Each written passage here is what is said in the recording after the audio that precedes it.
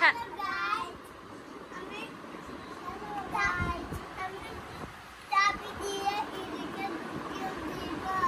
পয়সা বলো।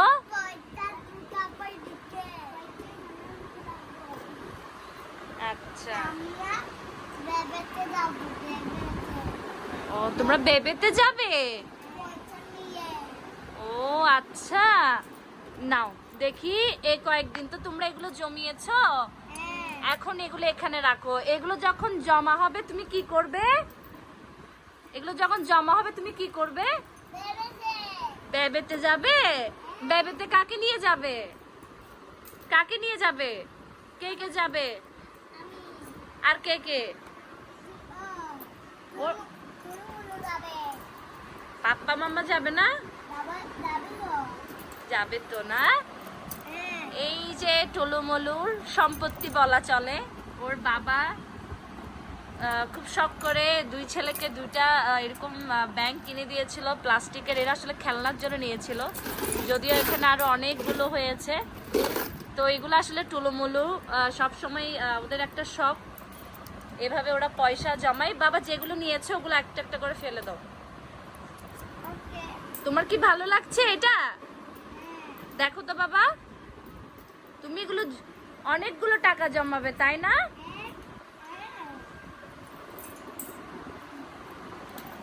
এই যে অনেকগুলোই আসলে জমিয়েছে, এখন একটা একটা করে রাখছে। আমি জানি না ওরা কি বুঝতে পারছে, এখানে দুইটাই মিলাই মিলাই রাখছে। তো এটা আসলে ওদের শখের একটা কাজের মধ্যে বলা যায় এই কাজটা। তো এরা সবসময় ওদের পাপ্পা থেকে এভাবে পয়সা নিয়ে রেখে দেয়, আর আমার থেকে তো নেয়ই সব সময়। তো ঠিক আছে, এগুলা যখন জমা হবে একদম পুরা হয়ে যাবে তখন আমরা সবাই মিলে বেবে যাব, ঠিক আছে? আচ্ছা, ছোট বয়স থেকে এত সুন্দর একটা মন মানসিকতা ওদের গড়ে উঠেছে, জমানোর যে মন মানসিকতা। তো আমি বলবো আসলে ছোট থেকে এভাবে বাচ্চাদেরকে শেখানো উচিত, কারণ অপচয় না করে জমিয়ে রেখে যদি ওরা শিখতে পারে তাহলে দেখা যাবে যে ওদের ব্যয়টা খুব কম হবে। হ্যাঁ হ্যাঁ, আর পড়বে না বাবা, তুমি এগুলো যখন জমা হয়ে যাবে তখন তুমি এগুলো নিতে পারবে।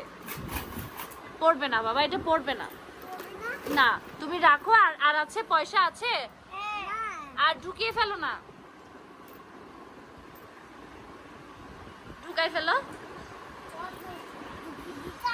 হ্যাঁ, টলুমল্লুর এত সুন্দর একটা বুদ্ধি আসলে আমার মাথায় ছিল না। আমি ছোটবেলা থেকে কখনো এইভাবে জমাইনি, জমানোর অভ্যাসটা আমার খুব কম ছিল, যার কারণে আমার ব্যয়টা আসলে বেশি।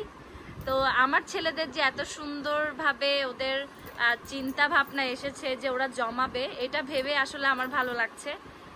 আসলে ওদের কাছ থেকেও অনেক কিছু শেখার আছে, বলে না ছোটদের কাছ থেকে অনেক কিছু শেখা যায়। সো আমি আমার ছেলের কাছ থেকে এই জিনিসটা শিখলাম যে জমানো খুব দরকার। ঠিক আছে বাবা, সবাইকে টাটা করে দাও।